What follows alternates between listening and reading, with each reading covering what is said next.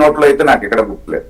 Okay Sudhakar Reddy గారు, ఇప్పుడు ఏంటంటే తెలుగుదేశం ఇందాక నేను అన్నట్టుగా కూటమిలో పెద్దన్న పాత్ర, సరే ఎన్డీఏ ప్రభుత్వం ఉన్నా కూడా పెద్దన్న పాత్ర మీరు పోషిస్తున్నారు అనుకోండి.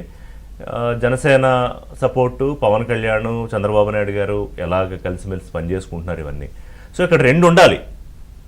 మన విజయసాయిరెడ్డి గారు ఈ కొత్త లెక్కలతోటి బయటికి రావడం వెనకాల ఒకటి మధ్యలో దూరం ఏదో ఒకటి చేయాలి కూటమి వ్యవహారాన్ని, జగన్మోహన్ రెడ్డి గారితో కుమ్మక్కయ్యి, లేదా వెరీ జెన్యూన్గానే I need a political shelter.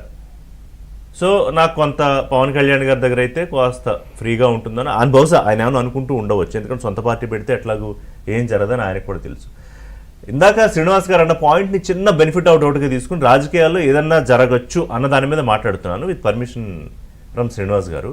రేపు పొద్దున అటువంటి పరిస్థితి ఏమన్నా వస్తే టీడీపీ వర్షన్ ఏంటి, టీడీపీ వ్యూ ఏంటి? నాకున్న అనుభవము చంద్రబాబు నాయుడు గారి గుణగణాలు, వ్యూహం అన్నింటినీ పరిశీలిస్తే విజయసాయి రెడ్డి గారి లాంటి వాళ్ళని చేర్చుకునే ప్రశ్నే లేదు.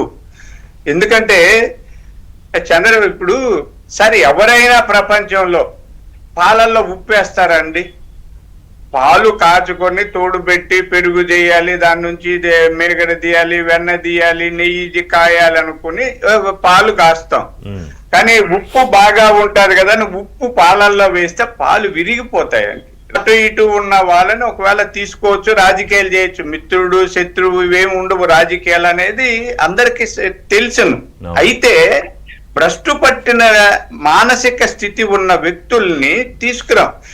ఇప్పుడు ఎవరైనా ఉన్నాయండి, ఇప్పుడు నేను సైకాలజిస్ట్ ని, స్కిజోఫ్రీనియా పేషెంట్ ఎవరో ఒకరిని తీసుకొచ్చి మీరు ఇంట్లో పెట్టుకున్నట్టు వాళ్ళు కొరుకుతారు, కరుస్తారు. వైద్యం చేయడం వేరు, వాళ్ళని అంతే తప్ప నెత్తిన పెట్టుకోలేము. అలా ఇలా ఇతను రాజకీయాలలో చాలా నీతి మాలిన వ్యక్తి అండి.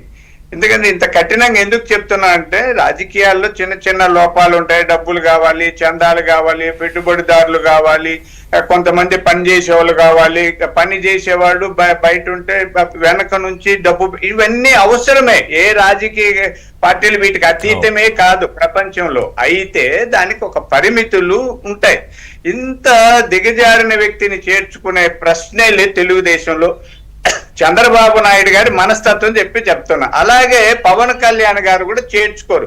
ఈయన ఏదో విధంగా మీరు ఇందాకనే షెల్టర్ కావాలి, ఎలా తల దాచుకోవడం కోసం ఇక్కడ చేర్చుకోవాలి అనుకుంటే అతన్ని మేకులాగా పక్కన పెట్టుకుంటే మేకు దిగకొట్టే కొద్దీ ఆ కర్ర చీలిపోతుంది. పార్టీ లేదా కూటమి విచ్ఛిన్నం చేస్తాడండి. అతను వస్తే అతను బుద్ధి అక్యూజ్డ్ నెంబర్ 47, 48 ఉంటే లిక్కర్ స్కామ్ లో అందరూ చాలా మంది అరెస్టులు అయ్యారు, కొంతమంది సరే బెయిల్ మీద వచ్చారు. ఈవెన్ మిథున్ రెడ్డి వీళ్ళందరూ కూడా లోపల ఉన్నారు కదా.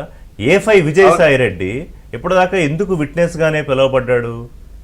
A5 విజయసాయి రెడ్డిని ఎందుకు ఇంకా అరెస్ట్ చేయలేదు సిట్? మన చట్టాల్లో ఉన్న అది పెద్ద సబ్జెక్ట్ లోపం. అతను సాక్షిగా మారాడు, అప్రూవర్ గా మారుతాడన్న ఉద్దేశంతో క్షమించడం పెద్ద తప్పండి. అది ఎందుకు పెట్టారో చట్టాలో నాకు తెలీదు. ఇతను జైలుకు వెళ్లకుండా ఉండడం కోసం ఈ డ్రామాలు ఆడతాం. అందుకనే రాజీనామా చేశారు అందరూ. అబ్బా, ఎంపీగా రాజ్యసభలో ఇంకా 5 ఏళ్ళు అవకాశం ఉండి కూడా రాజీనామా చేసే చెప్పించుకోవాలి. కొన్ని డ్రామాలు ఆడుతున్నాడండి. దీంట్లో కొంత రాజకీయ అంటే ఏదో తెర వెనక ఏదో జరిగిందండి.